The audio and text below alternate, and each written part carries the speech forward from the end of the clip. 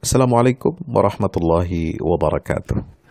Sahabat tafsir Quran dirahmati Allah Subhanahu wa taala. Pagi ini Sapa Pagi kita akan meneruskan rumus yang kedua dalam menghadapi setiap kesulitan hidup kita.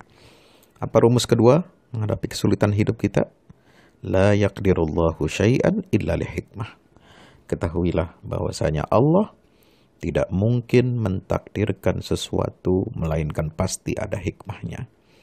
Ya, takdir Allah ini ya sesungguhnya adalah indah bagi kita. Sekaligus menjadi pelajaran bagi kita.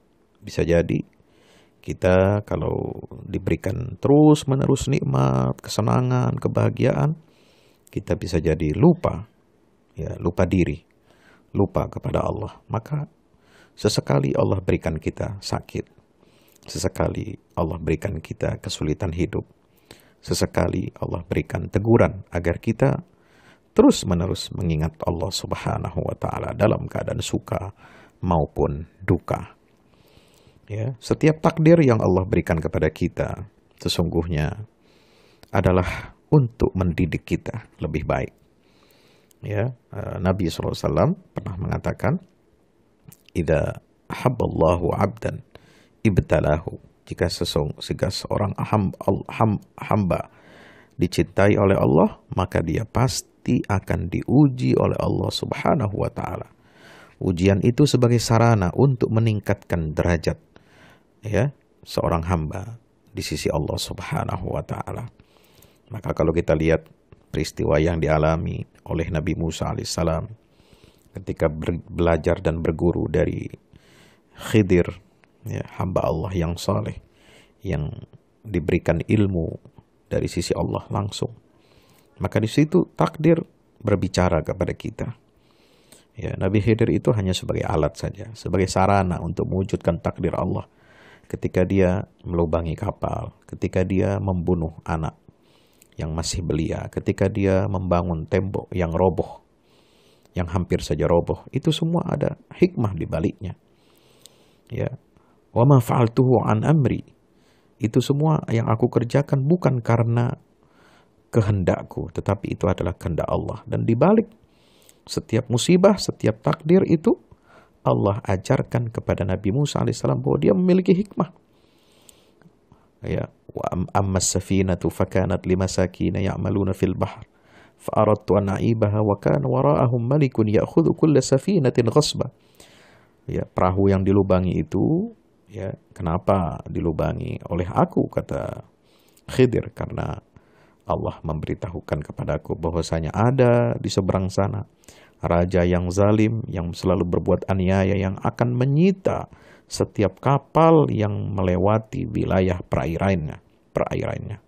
Tidak peduli apakah kapal itu besar atau kecil, dia akan sita semua kapal yang melintas. Maka itu aku lubangi kapal itu untuk menghindarkan kalian dari kerugian. Subhanallah. Itulah hikmahnya dari takdir itu. Lalu membunuh anak kecil. Amal ghulamu fakana abawahu mu'minaini fakhashina ayurhiqahuma tughyanan wa kufra fa'aradna ayubdilahuma rabbuhuma khairan minhu zakatan wa aqraba rahma. Ya, Allah gunakan tangan saya untuk membunuh anak kecil itu karena Allah tahu bahwasanya kedua orang tua anak belia ini adalah orang yang beriman, orang yang saleh. Mereka adalah orang yang saleh. Dan kenapa dicabut nyawanya oleh Allah anak belia ini? Karena tahu nanti jika sudah besar dia akan memaksa kedua orang tuanya untuk kufur, ya, dan menyusahkan, menyulitkan kedua orang tuanya nanti di akhirat. Subhanallah. Jadi itulah ada hikmahnya di balik takdir itu. Bagaimana Khidir membangun tembok yang hampir roboh, juga disebutkan hikmahnya.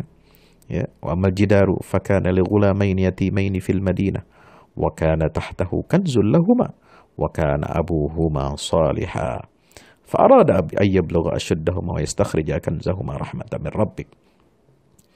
Jadi tembok yang roboh itu dibangun kembali karena di bawahnya tersimpan harta yang diwariskan orang tua kepada anaknya. Orang tuanya adalah orang tua yang saleh dan Allah menghendaki agar harta itu sampai ke tangan anak tersebut. Ya, maka aku harus menjaganya.